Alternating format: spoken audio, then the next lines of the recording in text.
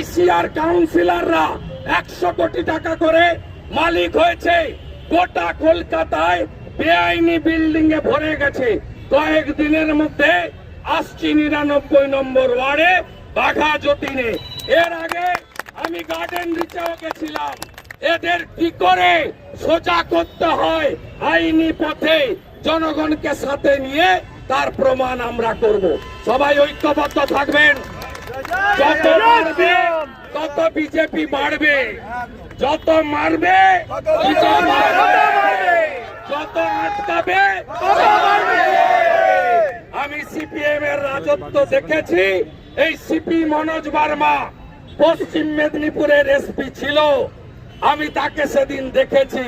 তারপরে ইঁদুর হয়েছিল, এখন মমতা তাকে আবার বাক করেছে।